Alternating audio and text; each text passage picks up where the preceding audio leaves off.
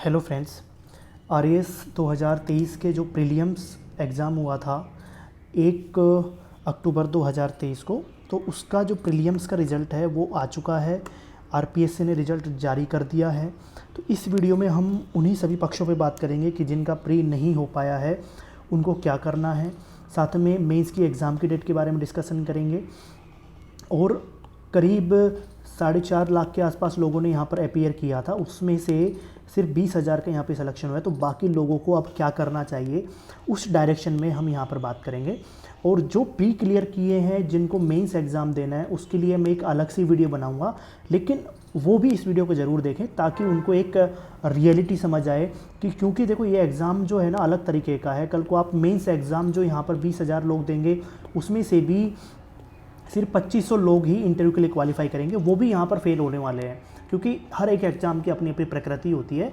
तो मैं आपको जो चीज़ें बताने वाला हूँ तो आप पहले से ही अगर उस चीज़ से वाकिफ़ होगे तो पहले से अच्छे से प्रिपेयर कर पाओगे और हर एक परिस्थिति के लिए आप तैयार रहोगे। तो इस वीडियो को पूरा देखें, हर एक आदमी के लिए, हर एक एस्पायरेंट के लिए ये बहुत इंपॉर्टेंट होने वाली है। तो हम यहाँ पे आप बात करेंगे। देखो कल 20 अक्टूबर 2023 को आरएएस का रिजल्ट आ गया था। जो आरएएस का एग्ज़ाम प्री का एग्ज़ाम 1 अक्टूबर 2023 को हुआ था, आरपीएससी ने ये रिजल्ट जारी कर दिया है। ठीक है, नेक्स्ट हम बात करते हैं यार दोस्तों। देखो कट ऑफ की अगर बात करें तो किसी ने भी इतनी कट ऑफ प्रेडिक्ट नहीं करी थी। 100.69 यहाँ पर कट ऑफ गई है जनरल की। उसके अलावा तो आपको सबको पता ही था कि जो कट ऑफ बाकी जो कैटेगरीज हैं उनके लिए पिछली बार का जो रेशो रहा कमोबेश वही रेशो यहाँ पर दिखाई दिया है। ठीक है, दूसरा एक चीज़ यहाँ पर इंपॉर्टेंट है, 19,348 स्टूडेंट को यहाँ पर मेंस के लिए बुलाया गया है। मेंस के लिए उनको यहाँ पर प्री क्लियर किया गया है। 19,348 लोगों का प्री क्लियर हुआ है और वो मेंस यहाँ पर अपीयर होने वाले हैं। नो डाउट कट ऑफ बहुत ज़्यादा है। बहुत सारे स्टूडेंट ऐसे होंगे जिनके 99 आ रहे होंगे, जिनके 100 आ रहे होंगे, जिनके 100.5 भी आ रहे होंगे, लेकिन वो इस कैटेगरी में, इस पीडीएफ में वो अपना रोल नंबर यहाँ पर नहीं बना पाए। तो दोस्तों ये एग्ज़ाम की प्रकृति ही ऐसी है। कल को देखो मेंस एग्ज़ाम जब होगा तो वहाँ पर भी सिर्फ 2500 का सिलेक्शन होगा और 2500 के अलावा जो सारे कैंडिडेट रहेंगे वो फिर से आपके साथ में अगली बार प्री एग्ज़ाम दे रहे होंगे। तो ये बहुत टफेस्ट एग्ज़ाम इसी वजह से हो जाता है क्योंकि 5 लाख में से जब आप फाइनल एग्ज़ाम 5 लाख जब उनका सिलेक्शन होगा तो उसके बाद में वही लोग हैं ना जो अगली बार जो है फिर से आपके साथ में अपीयर होंगे। 5 लाख में से ज़्यादा 1000 स्टूडेंट यहाँ पर सेलेक्ट हो पाते हैं, फाइनल लिस्ट में जगह बना पाते हैं। अब हम बात करते हैं यार कि यहाँ पर देखो जो मेंस एग्ज़ाम है उसकी भी यहाँ पर डेट जारी कर दी गई है। 27 जनवरी और 28 जनवरी को एग्ज़ाम है। तो ये भी एक बहुत लिमिटेड टाइम है। इसके लिए एक परफेक्ट स्ट्रेटेजी की आवश्यकता है, एक परफेक्ट कोर्स की आवश्यकता है और परफेक्ट एक मेंटर की आवश्यकता है। तो मैंने यहाँ पर एक प्रहार क्रैश कोर्स यहाँ पर शुरू किया हुआ है जो वीडियो क्लासेज में है। इसमें इंपॉर्टेंट टॉपिक की क्वेश्चन वाइज और साथ में नोट्स वाइज यहाँ पर मैं आपकी क्लास ले रहा हूँ। बहुत शॉर्ट में क्लासेज हैं जो आपको ये पूरा सिलेबस यहाँ पर कवर कर देंगे।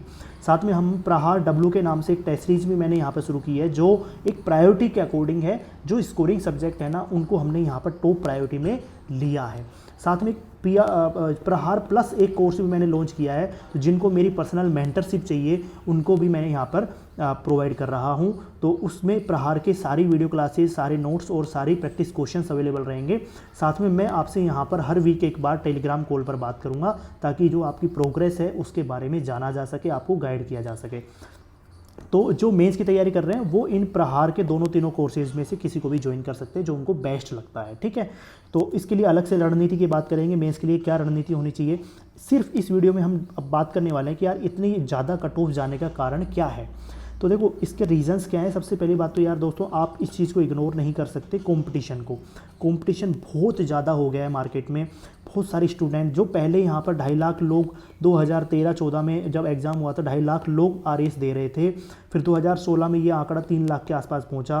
धीरे 18 और 21 में अब इतनी ज़्यादा कॉमर्शलाइजेशन हो गया आरएएस एग्ज़ाम को लेकर, इतना ज़्यादा मतलब लोगों की दीवानगी हो गई है कि कंपटीशन बहुत ज़्यादा बढ़ गया। अब की बार 6 लाख लोगों ने यहाँ पर फॉर्म भरा है और नेक्स्ट बार तो मैं आपको गारंटी के साथ कहने वाला हूँ 8 लाख लोग से 8 से 10 लाख लोग यहाँ पर फॉर्म भरने वाले हैं।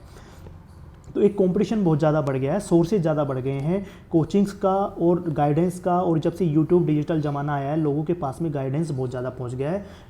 कंटेंट की कोई कमी नहीं है, पहले कंटेंट नहीं मिलता था लोगों को, अब वो चीज़ें यहाँ पर प्रॉब्लम नहीं रह गई हैं। एक से एक नए मेंटर यूट्यूबर, एक से एक टीचर्स यहाँ पर आपके सामने फ्री ऑफ कॉस्ट आपको यूट्यूब पर पढ़ा रहे हैं, तो सोर्सेज की उपलब्धता भी लोगों के पास में हो गई है।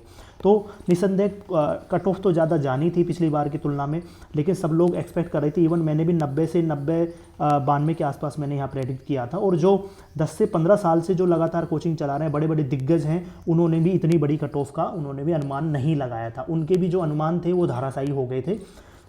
तो कंपटीशन को इग्नोर नहीं कर सकते। दूसरा है दोस्तों पेपर लेवल। देखो कुछ फ्रेंड्स कह रहे हैं कि यार ये पेपर जो था बहुत ज़्यादा टफ था, कुछ लोग कह रहे हैं कि यार ये पेपर बहुत इजी था। देखो दोस्तों पेपर इजी और टफ वाली बात नहीं है यहाँ पर। पेपर देखो एक तो मॉडरेट लेवल का था, दूसरा ये पेपर आरएएस के लेवल का था ही नहीं यार। आरएएस बनाना इसका उद्देश्य नहीं था। जो एक एलडीसी का पेपर आता है, जो एक टीचर्स एग्ज़ाम में आ सकता है, या मैं कहूँ कि जो एक मतलब ये आरएएस जो सिविल सर्विसेज वाला था ना, उसका पेपर तो ये था ही नहीं यार फ्रेंड। ठीक है, यहाँ पर जो फैक्ट्स आपको आ रहे हैं तो आप क्लियर कर जाओगे। आपने पढ़ के गया है, उसमें से अगर आ गया क्वेश्चन तो आप इसको क्लियर कर लोगे। और अगर आपने वो कंटेंट नहीं पढ़ा है, चाहे आपने 10 साल से तैयारी करी हो, चाहे 3 महीने से तैयारी करी हो, आपका ये कोई भी मतलब नहीं है, आपका प्री एग्ज़ाम नहीं होगा।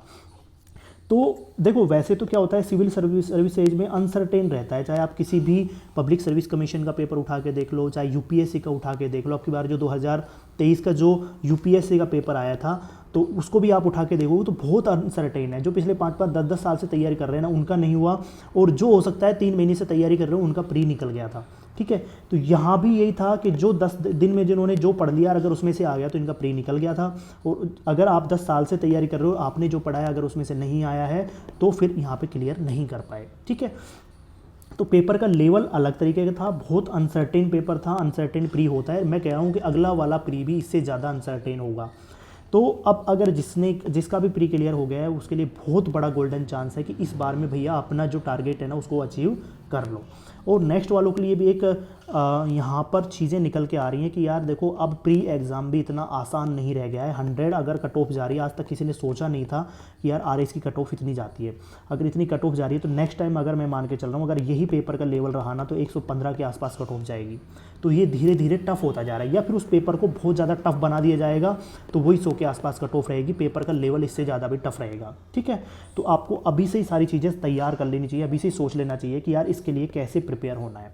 ठीक है, नेक्स्ट है यार जनरल ओबीसी का जो मैटर था ना, पहले क्या हुआ करता था, ये ओबीसी की कट ऑफ ज़्यादा जाती थी और जनरल की कट ऑफ कम जाती थी। उसके बाद वो कोर्ट में जाता था मैटर, और कोर्ट में जाने के बाद में जो ओबीसी और जनरल की कट ऑफ के बीच में जितने भी कैंडिडेट हुआ करते थे, सबको यहाँ पर जनरल में शामिल कर लिया जाता था। तो जो 15,000 16,000 के आसपास लोग थे, उसके अलावा 5-7 हज़ार लोगों को और यहाँ पर शामिल कर लिया जाता था, तो ये कट ऑफ थोड़ी कम जाती थी। अब वो मैटर यहाँ पर सोल्व हो गया है, मैटर सोल्व हो गया, तो अब यहाँ पर जनरल और ओबीसी की कट ऑफ उसी अकॉर्डिंग जा रही है जो हाई कोर्ट का डिसीजन आया था। ठीक है, तो एक कट ऑफ कम ज़्यादा जाने का कारण ये भी है। नेक्स्ट है पेपर का शेड्यूल। देखो यार अब की बार आरपीएससी ने अदर जूल में बिल्कुल नहीं रखा लोगों को, एस्पिरेंट को, कि भाई तुम्हारा एग्ज़ाम कब होगा कब नहीं होगा। पिछले वाला जो 2018 एग्ज़ाम हुआ था उसमें देखो क्या था कि 10 दिन पहले फाइनल हुआ कि यार आरपीएससी को दीपक उप्रेती जी आए, उन्होंने डिक्लेयर किया कि नहीं हम तो 5 तारीख को 5 अगस्त को ये एग्ज़ाम लेंगे। 20 जुलाई के आसपास उनका अपॉइंटमेंट हुआ और 5 जुलाई को उन्होंने पेपर रख दिया। तो अब की बार पूरा प्रॉपर शेड्यूल में तैयारी की गई है, बच्चों के द्वारा भी, आरपीएससी के द्वारा भी एक परफेक्ट टाइम यहाँ पर दिया गया था। तो एक अच्छा शेड्यूल के अकॉर्डिंग यहाँ पर पेपर हुआ, और अब की बार कोई भी डिले नहीं हुआ, कोई भी यहाँ पर हाई कोर्ट में नहीं गई, कोई भी डेट यहाँ पर एक्सटेंड नहीं हुई। तो अच्छी तरीके से यहाँ पर तैयारी करके लोगों ने सिलेक्शन यहाँ पर लिया है। ठीक है, तो ये सारे कारण मैं मान सकता हूँ, ये कारण रहे हैं। पेपर का लेवल, कंपटीशन, सब चीज़ें यहाँ पर रही हैं, तो ये हाई कट ऑफ जाने का कारण ये हो सकता है, लेकिन किसी ने प्रेडिक्ट नहीं किया था। एक यहाँ पर मैं चीज़ एक बताना चाहूँगा यार दोस्तों, चाहे मैं हूँ चाहे कोई भी कोचिंग वाला है, देखो जब वो आपकी कट ऑफ डिसाइड नहीं कर सकते, तो देखो यहाँ पर जैसे ही एग्ज़ाम हुआ था सबने अपनी कट ऑफ बताने की होड़ कर दी थी। मैंने ज़रूर 5-6 दिन बाद वीडियो बनाया था, लेकिन वो भी मेरे पूरा विश्लेषण पर आधारित नहीं था, मैं क्षमा चाहता हूँ उसके लिए। लेकिन लोग यूट्यूब व्यूज़ के लिए आपको इन्फ्लुएंस करने की कोशिश करते हैं। मैं आपसे रिक्वेस्ट करूँगा कि यार जो यूट्यूब पर जो बता रहे हैं ना लोग, उनसे इन्फ्लुएंस मत होइए। उनके व्यूज़ बढ़ते हैं, उनका कोर्स बिकते हैं, और इस वजह से ही वो आपके माइंड के साथ खेलना चाहते हैं। आपको भी पता है कल रिजल्ट आया है, पेपर आया है, तो सब लोग अपना कोर्स बताना चाहेंगे, सब लोग आपको इन्फ्लुएंस करना चाहेंगे, सब कहना चाहेंगे कि यार मैंने जो बताया था वही हुआ। कुछ 10-15 फ़ोटो अपने टेलीग्राम चैनल पर, यूट्यूब चैनल पर डालेंगे कि यार लोग हमसे कह रहे हैं सर आपकी वजह से ही, आप तो हमारे माई बाप हो, आपकी वजह से ही हमारा सिलेक्शन हुआ है। दोस्तों जिसका भी प्री हुआ है ना, जिसके भी 100.69 आए हैं, एक भी बंदा, मैं कह रहा हूँ कि यार 2-4 को तो छोड़ दो, 2-5% को छोड़ दो, बाकी सब अपनी अपनी मेहनत से हुए हैं। किसी भी कोचिंग का कोई रोल नहीं है। कोचिंग या कोई मेंटर या कोई यूट्यूबर सिर्फ उनको सहयोग करता है, सिर्फ उनको मतलब हेल्प करता है, उनको थोड़ा गाइड कर देता है। बंदे का जो सिलेक्शन होता है ना वो खुद की मेहनत से होता है। तो ये जो कोचिंग का जो मार्केटिंग प्रोपोगंडा चल रहा है उससे बिल्कुल इन्फ्लुएंस मत होइए, नहीं तो दोस्तों अगली बार भी आपका एग्ज़ाम नहीं निकलेगा। मेंस एग्ज़ाम अगर आपको देने वाले हो, प्री निकल गया है तो मेंस एग्ज़ाम नहीं निकलेगा। खुद को एक बार खुद पर विश्वास कीजिए, खुद पर भरोसा कीजिए। नेक्स्ट हम बात कर लेते हैं प्री का रिजल्ट जो रहा है, किसी का क्लियर हुआ है, किसी का क्लियर नहीं हुआ। तो अब क्या करना चाहिए भाई, जिसका क्लियर हो गया ना वो तो मेंस एग्जाम के लिए जुट जाओ। अब जनवरी में एग्जाम है, 100 दिन आपके पास बचे। परफेक्ट रणनीति के साथ में यहाँ पर तैयारी कीजिए।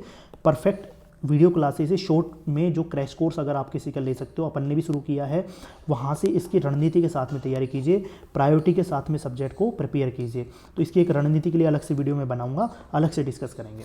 यहाँ पर हम डिस्कस करने वाले हैं यार जिसका प्री क्लियर नहीं हुआ ना, मुझे पता है आप बहुत ज़्यादा डिप्रेशन में होंगे, बहुत ज़्यादा आपने तैयारी करी होगी, बहुत ज़्यादा टेंशन में होंगे, आपको लग रहा होगा कि यार आपका ड्रीम खत्म हो गया है, ड्रीम टूट गया है। लेकिन दोस्तों ये हर एक व्यक्ति के साथ में होता है, हर एक एस्पायरेंट के साथ में होता है। यहाँ पर इस एग्ज़ाम की प्रकृति ऐसी है कि कभी ना कभी तो फेल होना ही पड़ता है किसी व्यक्ति को। और अगर आप आगे जाके फेल हो गए वो बहुत बड़ा दुख होता। अगर मान लो आपका इंटरव्यू क्लियर नहीं होता, मान लो आपका मेंस एग्ज़ाम क्लियर नहीं होता, तो आपको पता लगता कि यार इसके बाद में भी मेरा ये स्थिति हो गई, मैं यहाँ पर पहुँच गया हूँ। कोई बात नहीं है, अब आपके पास में परफेक्ट टाइम है, एक अच्छी स्ट्रेटेजी के साथ में हम शुरुआत करेंगे। और यहाँ पर एक अच्छा समय है जब आप खुद के बारे में सोच सकते हो, अपना खुद का एनालिसिस कर सकते हो, अपनी परिस्थितियों का एनालिसिस कर सकते हो। तो अगर क्लियर नहीं हुआ, ये प्री क्लियर नहीं हुआ, तो मैं आपको बताना चाहूँगा ये सांप सीढ़ी का खेल है भाई दोस्तों, आपका कोई दोष नहीं है इसमें। यहाँ पर 1 से शुरू करता है, 2 से शुरू करता है, ऊपर जब 99 तक पहुँच जाता है ना, हो सकता है वो सांप सीढ़ी खेल है, दोबारा आप लास्ट इंटरव्यू तक पहुँच जाओ, फिर दोबारा अगली बार आपको प्री देना पड़े। आपको पता है दोस्तों यार 2500 यहाँ पर प्री देते हैं, 2500 फाइनल इंटरव्यू देंगे, उसमें से सिलेक्शन तो सिर्फ 1000 का ही होगा ना यार, 1500 तो फिर अगली बार प्री देंगे। तो आप अगर फेल हो गए, ये एग्ज़ाम ही इस तरह का है कि यहाँ पे तीसरी स्टेज पे पहुँचने के बाद भी हो सकता है आप प्री फेल, मतलब आपको प्री देना पड़े अगली बार। ठीक है, आपकी मनचाही पोस्ट नहीं मिल पाई तब भी आपको प्री यहाँ पर देना पड़ेगा। दोस्तों इन जो 20,000 में से जो मेंस लिखेंगे ना, उनमें से 10,000 वो लोग हैं जो पहले मेंस लिख चुके हैं, जो रिपीटर्स हैं, जो किसी न किसी पोस्ट को लेके बैठे हुए हैं, वो भी यहाँ पर दे रहे हैं क्योंकि उनको चाहिए SDM, वो बनना चाहते हैं, SDM बनना चाहते हैं। तो ये प्रक्रिया चलती रहेगी, एग्ज़ाम की प्रकृति ऐसी है। दूसरा अनसर्टेन था प्री। एक्चुअल में दोस्तों आप निशान जैन जी को जानते हो, इनकी IAS में 13वीं रैंक थी। रवि सियाग जी को जानते हो, इनकी IAS में 18वीं रैंक थी। लेकिन इनके बारे में एक चीज़ और आपको पता होगा शायद, निशांत जैन जी जब UPSC में जब 13वीं रैंक लेके आए ना, उससे पहले इनका, उससे पिछला वाला जो IAS एग्ज़ाम था, सिविल सर्विस एग्ज़ाम, उसमें इनका प्री भी क्लियर नहीं हुआ। क्यों नहीं हुआ? ऐसा थोड़ी है कि इनकी तैयारी नहीं थी, ये इस वजह से कि प्री बहुत अनसर्टेन होता है, चाहे UPSC का हो चाहे RPSC का हो। सेम रवि सियाग जी UPSC में 2 बार 300 के आसपास रैंक लेके आए। ठीक है, 2 बार ऑलरेडी प्री किया, क्लियर किया, मेंस क्लियर किया, इंटरव्यू क्लियर किया, इनके रैंक भी आ गई। लेकिन जब उन्होंने तीसरी बार दिया तो इनका प्री भी क्लियर नहीं हुआ, प्री भी क्लियर नहीं हो पाया। ठीक है, लेकिन अगली बार जब इन्होंने IAS दिया तो आपको पता है क्या हुआ होगा, अब उनकी 18वीं रैंक आ गई। इसका मतलब ये थोड़ी है कि उनकी क्षमताओं में कोई कमी थी। इसका मतलब ये है कि भाई वो साल का जो प्री था ना, उस दिन उनका एग्ज़ाम सही नहीं हुआ, उनकी मेंटल स्थिति नहीं थी, ये कह सकते हो कि उनका लक सही नहीं था उस दिन के लिए। तो ये चीज़ें आप मान सकते हो, 2 चीज़ें हैं। तो आराम से आप टेंशन मत लीजिए, आपकी बार प्री नहीं हुआ इसका मतलब ये नहीं है कि आपका कैरियर या ड्रीम ख़त्म हो गया है। आप फिर से प्रिपेयर कीजिए, हो सकता है नेक्स्ट टाइम आप एक बार में SDM बन जाएँ। लोग 6 बार भी प्री देते हैं ना, उसके बाद भी अगली बार वो IAS SDM बन जाते हैं। हो सकता है 6 बार वो फेल हो रहे हों, लेकिन नेक्स्ट टाइम उनका नहीं हो पाता है। नेक्स्ट दोस्तों यहाँ पर देखो बहुत सारी प्रॉब्लम्स आपके सामने हो सकती हैं, चाहे गाइडेंस की कमी हो सकती है, मेंटल स्थिति आपकी सही नहीं थी, फिजिकल कंडीशंस यहाँ पर कई बार सही नहीं होती, फैमिली प्रॉब्लम्स किसी के साथ में चल रही होती हैं। तो इसका मतलब ये नहीं है कि आप में कोई कमी है, आपकी क्षमताओं में कोई कमी है, या आप क्लियर नहीं कर पाएंगे। तो मैं ये कहना चाहूँगा यार, जो दोस्तों जिसका 100.69 आए हैं ना, और जिसके 90 भी आए हैं, 85 भी आए हैं, वो भी आराम से 100.69 लेके आ सकता था। अगर वो 3-4 क्वेश्चन सही कर देता, उसके 3-4 क्वेश्चन नेगेटिव नहीं होते, और 3-4 क्वेश्चन ज़्यादा सही कर देता, तो वो कट ऑफ क्लियर कर देता। तो आप में कोई कमी नहीं है, आपकी क्षमताओं में कोई कमी नहीं है, आपकी तैयारी में कोई कमी नहीं है, बस आपका गाइडेंस आपको प्रॉपर नहीं हो पाया, मेंटल स्थिति आपकी सही नहीं थी, हो सकता है आपकी फिजिकल कंडीशन सही नहीं थी, बीमार हो गए हो सकता है आपकी फैमिली में कोई इशू चल रहा हो। तो इन कंडीशंस की वजह से भी ये सारी प्रॉब्लम्स निशांत जैन, रवि सियाग जी जो ऑलरेडी IAS क्लियर कर चुके हैं, 18वीं रैंक लेके आ चुके हैं, उनके साथ भी घटित हुआ है। तो आप कोई नए नहीं है, ये इस एग्ज़ाम का एक हिस्सा है, तो टेंशन लेनी नहीं है। अब यहाँ से आगे अपन को खुद को हर एक पक्ष में मजबूत करके चलना है। नेक्स्ट दोस्तों यार, ये सबसे बड़ा टफ पॉइंट है, कड़वा सत्य है। दोस्तों आपको पहले मैंने बहुत सारी वीडियोज़ में बताया, ये कोई कोचिंग वाला नहीं बताता आपको, जानते सब हैं लेकिन कोई कहता नहीं है, क्योंकि उनका बाजार चल रहा है भाई आपसे। मैं कह रहा हूँ कि यार जिसके पास 20,000 स्टूडेंट हैं, क्या 20,000 से उन्होंने फीस लिया है 1-1 लाख रुपए, क्या सबका प्री क्लियर हो गया? भाई जब वो 1 लाख रुपए फीस ले रहे हैं तो प्री क्लियर क्यों नहीं करवा रहे? कोई भी कोचिंग आपको प्री क्लियर नहीं करवा सकती, खुद की मेहनत से होता है। 20,000 में से उनके प्लेटफॉर्म पर लोग 5,000 लोगों ने पोल किया कि भाई हमारे 100+ आ रहे हैं। अब वो कह रहे हैं कि भाई 100+ तो हमारे ही स्टूडेंट हैं, 5,000 जो जिनका प्री क्लियर हो रहा है, जिनके नंबर 100+ आ रहे हैं, हमारे स्टूडेंट हैं। भाई वो स्टूडेंट उनके नहीं है। इवन मैं भी बहुत सारे प्लेटफॉर्म से जुड़ा हुआ हूँ, जब भी वो कोई पोल कंडक्ट कराते हैं तो मैं कोई कोर्स नहीं, किसी भी कोर्स में उनके में नहीं हूँ, फिर भी मैं उस पोल में पार्टिसिपेट कर लेता हूँ। ऐसे बहुत सारे स्टूडेंट हैं जो प्लेटफॉर्म से जुड़े हुए हैं, हो सकता है उनके कोर्स में नहीं हो और उनके नंबर 100+ आ रहे हो, वो उसको भी खुद का क्लेम कर रहे हैं। तो सच बात यही है कि दोस्तों यहाँ पर सिर्फ 15 गुना को लेते हैं, यहाँ पर बाकी लोगों को इनको बाहर करना ही था। तो इस एग्ज़ाम का प्रोसेस ऐसा है, इसको मानना पड़ेगा आपको। इस बार आपके साथ आपका दुर्भाग्य ऐसा रहा कि आप उस लिस्ट में आ गए, अगली बार हो सकता है किसी और का दुर्भाग्य रहे, ये प्रक्रिया चलती रहेगी। यहाँ पर सिर्फ 15 गुना को ही मेंस के लिए बुलाया जाएगा, तो इसको भी मानना ज़रूरी है, इसको भी एक्सेप्ट करना ज़रूरी है। अब क्या करना है दोस्तों यहाँ पे 2 चीज़ें मेरे निकल के आ रही हैं यार। देखो, अब RAS का जो एग्ज़ाम होता है ना फ्रेंड, ये 1 दिन का एग्ज़ाम नहीं है, 1 साल का एग्ज़ाम नहीं है, एक लंबी प्रक्रिया है, लॉन्ग टाइम का एग्ज़ाम है। यहाँ पर करीब 1 से 2 साल की आप तैयारी करते हो, तब जाके यहाँ पे फाइनली सिलेक्शन हो पाता है अच्छी रैंक के साथ में। मतलब एक प्रॉपर शेड्यूल और प्रॉपर तैयारी के साथ में आप उतरोगे ना, तो आप निसंदेह कहीं पर भी फेल नहीं होगे। जिनकी 1-2 साल की तैयारी है, जिन्होंने RAS के अकॉर्डिंग तैयारी की है ना, वो हर बार इस एग्ज़ाम को निकाल रहे हैं, इसकी खूबसूरती ये है। तो आपको एक अच्छी तैयारी के साथ में यहाँ पर उतरना पड़ेगा, लंबे समय के लिए सोचना पड़ेगा। ये टीचर का एग्ज़ाम नहीं जो आपने 4 महीने, 5 महीने, 6 महीने पढ़ लिया, एक परफेक्ट आपने नोट्स पढ़ लिए और वहीं से क्वेश्चंस आ गए, ऐसा नहीं है। अभी तो आप प्री एग्ज़ाम दिया है, मेंस एग्ज़ाम में तो आपको लिखना ही है। आपकी खुद की अप्रोच, आपकी खुद की राइटिंग, खुद का प्रेजेंटेशन, खुद की सोच, खुद के नोट्स, खुद का कंटेंट, ये सारा मैटर करता है यहाँ पर। तो अब मेरा सजेशन ये है दोस्तों, जो भी फाइनेंशियल कंडीशन जिसकी वीक है, अब देखो पहले अपन को जॉब के लिए तैयारी करनी है। जो भी हमारे सामने अपॉर्चुनिटीज़ आ रही है ना, उनको हमको ग्रैब करना है, उनको हमको फ़ायदा उठाना है। जो भी अपकमिंग वैकेंसी है सबको अपन को फिल करना है। आपका एम RAS हो सकता है, लेकिन साथ में आपको दूसरी जॉब की भी तैयारी करनी है। जब तक नेक्स्ट नोटिफिकेशन नहीं आ जाए, आपको सोचना है कि यार जो मेरी प्री की जो तैयारी करी है मैंने RAS की, वो हर एक एग्ज़ाम में आता है। CET में आता है, पटवारी में आता है, पशुचर में आएगा, जूनियर अकाउंटेंट में आएगा। इवन जो राजस्थान SI का जो सिलेबस है वो RAS के प्री के सिलेबस के इक्विवेलेंट है, उसमें भी ये सिलेबस आएगा। तो सबसे पहले अपना टारगेट ये होना चाहिए कि अब हमको एक जॉब की तैयारी करनी है। नेक्स्ट नोटिफिकेशन से पहले हमको एक गवर्नमेंट जॉब लेनी है। हमारे पास हमारी आर्थिक स्थिति मजबूत करने का साधन होना चाहिए। दोस्तों यहाँ पर जो एग्ज़ाम दे रहे हैं ना, प्री एग्ज़ाम जो दे रहे हैं, RAS में जो अपीयर हो रहे हैं, उसमें से करीब 50% लोग ऐसे हैं जो ऑलरेडी किसी न किसी जॉब में हैं। वो चाहते हैं कि मैं RAS बन जाऊं, और RAS बनने के बाद में वो खुद की जो जॉब है, खुद का पद है, खुद की जो प्रतिष्ठा है, खुद की जो सैलरी है, इनकम, उसमें बढ़ोतरी करना चाहते हैं। लेकिन जो राजस्थान के बहुत सारे लोग हैं, उनकी फाइनेंशियल कंडीशन, मुझे लगता है कि मेरी जैसी कंडीशन सबकी होगी। पहले आप जॉब तो सिक्योर कीजिए, पहले खुद को मजबूत तो कीजिए, पहले खुद को इंडिपेंडेंट तो बनाइए। ये एक ऐसा दौड़ है दोस्तों, मैं अभी आपको बताने वाला हूँ कि 5 लाख फॉर्म भरते हैं, लेकिन 70 SDM ही बन पाते हैं। 70 के बाद में जितने भी सारे लोग हैं फिर से प्री दे रहे हैं, वो प्री दे के फिर दोबारा वही 70 SDM बन पाएंगे। ये दौड़ चलती रहेगी। खुद सोचो, 5 लाख में से 70 में आना बहुत ज़्यादा टफ है। तो हम दूसरे जो अपॉर्चुनिटीज़ हमारे सामने आ रही हैं, तो इस एग्ज़ाम को लेके जो हर 2-1 साल में 3 साल में होता है, सरकार की इतनी गंदी पॉलिसीज़ हैं, उनकी वजह से बेरोज़गारी का जो स्तर बढ़ता जा रहा है, जो प्रॉब्लम सामना करना पड़ रहा है बच्चों को, बेरोज़गारी का स्तर जो बढ़ रहा है, बेरोज़गार बढ़ते जा रहे हैं, तो उन अपॉर्चुनिटीज़, वो सारी प्रॉब्लम हम क्यों फेस करें। तो अब हमको क्या करना है, जितनी भी अपकमिंग वैकेंसी आ रही है, एक बड़े भाई के नाते मैं आपसे कहना चाहता हूँ, सबसे पहले अपनी फाइनेंशियल कंडीशन मजबूत कीजिए, ठीक है। इससे आपकी मेंटल स्थिति भी मजबूत होगी, फिजिकल कंडीशंस भी मजबूत होंगी, आप इंडिपेंडेंट भी बनोगे और आपको खुद पर भरोसा भी कायम होगा। तो सबसे पहले अपन को ये काम करना है। दूसरा, जो नेक्स्ट आरएएस की जो तैयारी करना चाहता है, उसके लिए अब स्ट्रेटेजी वाली तैयारी यहाँ पर ज़रूरी है। आपको एक स्ट्रेटेजी के साथ में लॉन्ग टाइम के लिए तैयारी करनी है।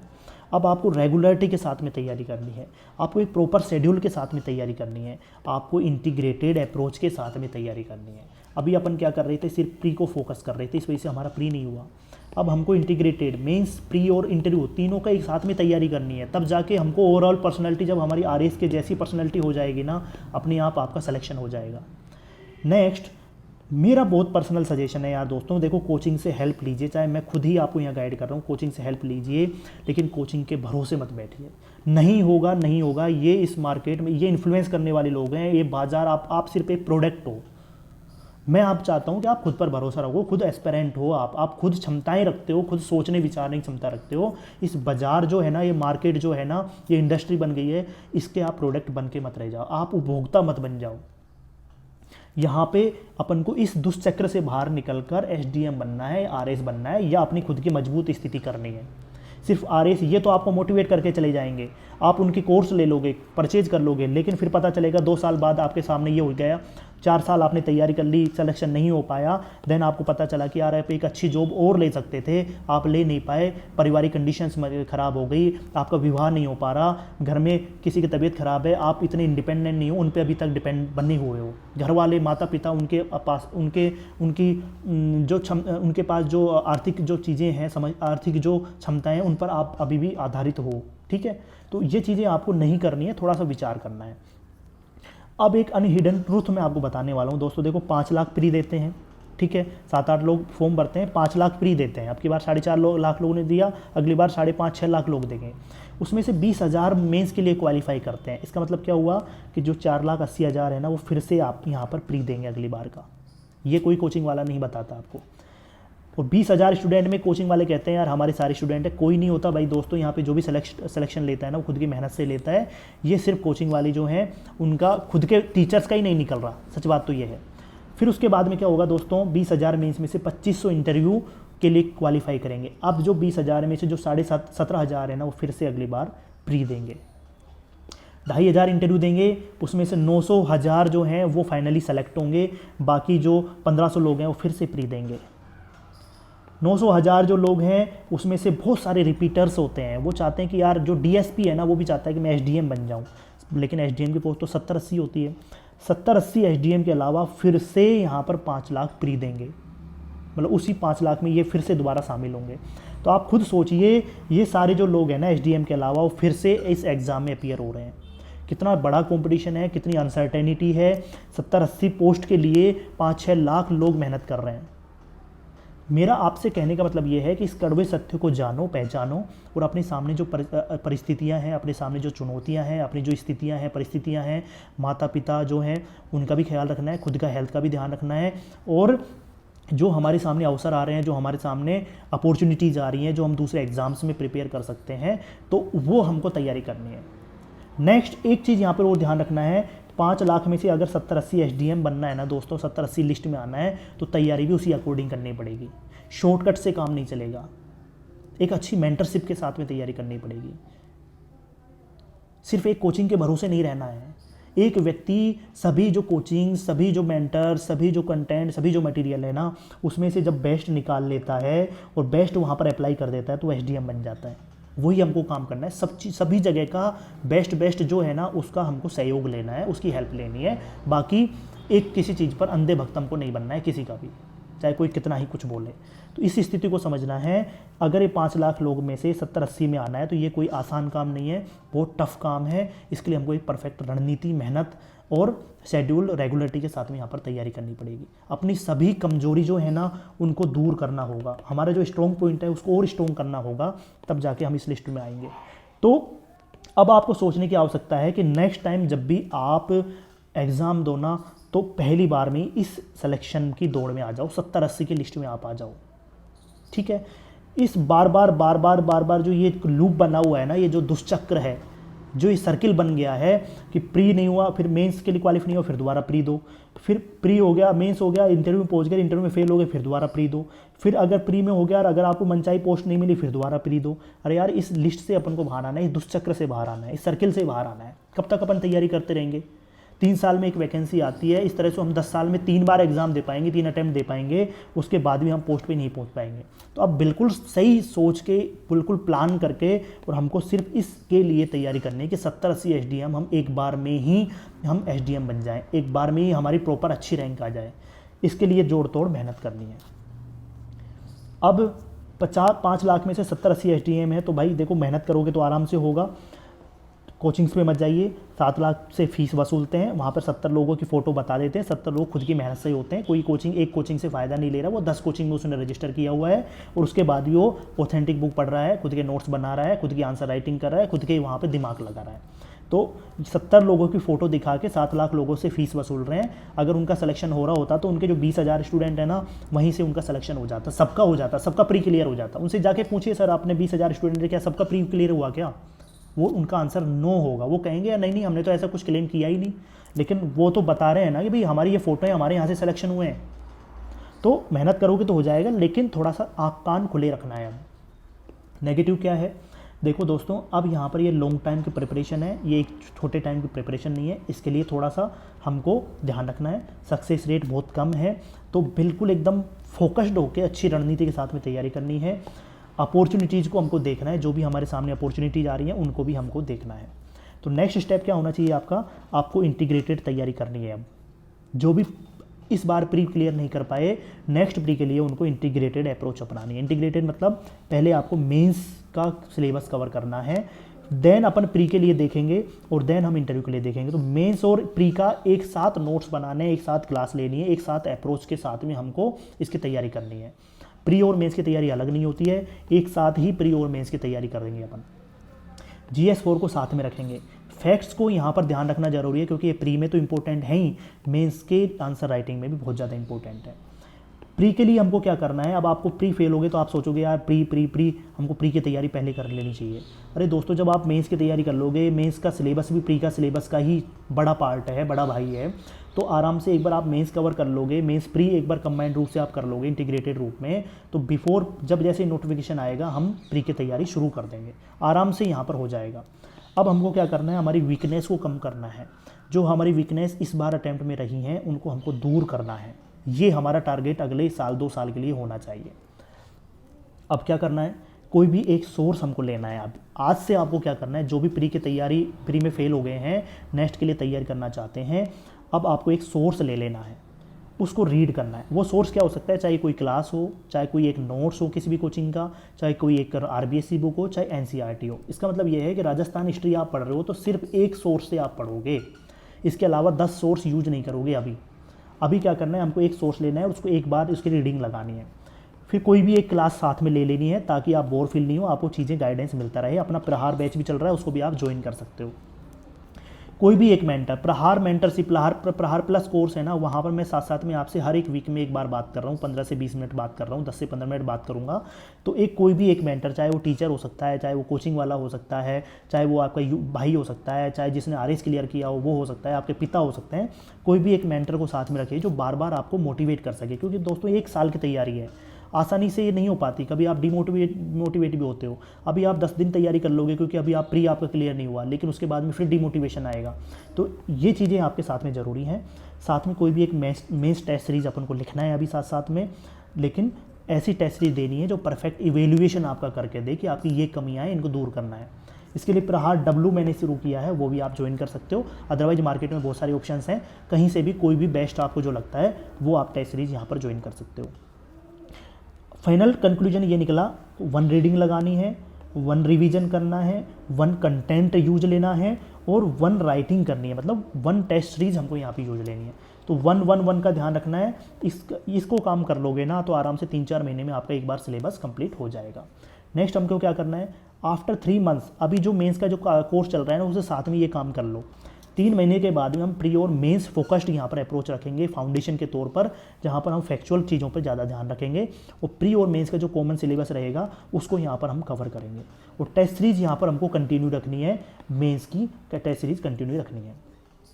अब जैसे ही नेक्स्ट RAS नोटिफिकेशन आएगा उसके बाद में हमने ऑलरेडी मेंस कर ही लिया है, मेंस की आंसर राइटिंग कर ही ली है, सिर्फ यहाँ पर हमको प्री पे फोकस करना है, प्रैक्टिस पे फोकस करना है और रिवीजन पर फोकस करना है। तो एक इस परफेक्ट रणनीति के साथ में हमको काम करेंगे ना, हम अपने आप होता जाएगा। इसके अलावा दोस्तों एक चीज़ मैं और बताना चाहूँगा कि यार बहुत सारे क्वेश्चंस आपके माइंड में हैं कि सर हमारे दिमाग में बहुत सारे क्वेश्चंस आ रहे हैं, बहुत सारे लोग मुझे कमेंट कर रहे हैं, उनके दिमाग में अनगिनत क्वेश्चंस हैं कि यार क्या पता, खुद पे डाउट करने लगते हैं, कोचिंग पे डाउट करने लगते हैं, 2 साल कैसे कंटिन्यू रह पाएंगे उस पर डाउट करने लगते हैं। तो उनके लिए दोस्तों मेरा सिर्फ एक लास्ट में एक सजेशन है कि आदमी को देखो एक कोहरे की तरह होना चाहिए, जो क्लाउड्स होते हैं ना, या फिर कोहरा जो होता है उसकी तरह होना चाहिए। यहाँ पर जो कोहरा होता है, हम यहाँ से चल रहे होते हैं, हमको यहाँ का दिखाई नहीं देता, लेकिन जब हम यहाँ पे पहुँच जाते हैं हमको यहाँ का दिखाई दे जाता है। जब हम यहाँ पे पहुँच जाते हैं तो हमको ये चीज़ दिखाई देने लग जाती है। ठीक है, तो एक ये प्रक्रिया है, आप शुरू कीजिए। जैसे जैसे अब इस रास्ते में आप बढ़ते जाओगे ना, आपको अपने आप चीज़ें समझ आती जाएंगी। एक बार आप शुरू तो कीजिए। आज जिस स्टेज में हैं आपको इसकी और चीज़ें क्लियर हुई हैं, आप 2 महीने और तैयारी कर लोगे, तब आपको 2 महीने तैयारी करने के बाद जब आप इस जगह पहुँचोगे तो आपको यहाँ की चीज़ें दिखने लग जाएंगी। जब आप इस जगह से क्लियर करके यहाँ पे पहुँचोगे तो आपको ये चीज़ें क्लियर हो जाएंगी।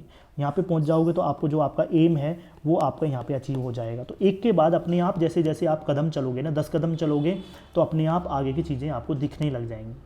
तो पहले शुरुआत कीजिए, चलना शुरू कीजिए, निस्संदेह आप अगले एग्ज़ाम में अटैम्प्ट में सफल होंगे। और अपना प्रहार बैच, प्रहार प्लस बैच, प्रहार W टेस्ट सीरीज अगर आप ज्वाइन करना चाहते हैं ज्वाइन कर सकते हैं। कोई भी कमेंट, कोई भी क्वेरी रखना चाहते हैं वो मुझे आप टेलीग्राम पर लिख सकते हैं @RS गुरुजी, और यहाँ पर भी मुझे कमेंट कर सकते हैं। मिलते हैं नेक्स्ट वीडियो में, तब तक के लिए जय हिंद जय भारत। साथ में दोस्तों अगर आप मुझसे पर्सनल बात करना चाहते हैं, पर्सनल क्वेरीज हैं आपकी, तो यहाँ पर एक meetpro.club/RS गुरुजी ये मैंने लिंक दिया हुआ है, उसमें अपना स्लॉट बुक करा सकते हैं, वहाँ पे मुझसे बात कर सकते हैं, ताकि मैं आपकी जो भी प्रॉब्लम्स हैं उनको मैं आपके फ़ोन पे बात करके उनको दूर करने का प्रयास करूँगा। ठीक है, तो आप मुझसे meetpro.club पर भी मिल सकते हैं, वहाँ पर मैं आपसे डायरेक्ट फ़ोन पे बात करूँगा। ठीक है, थैंक यू वेरी मच।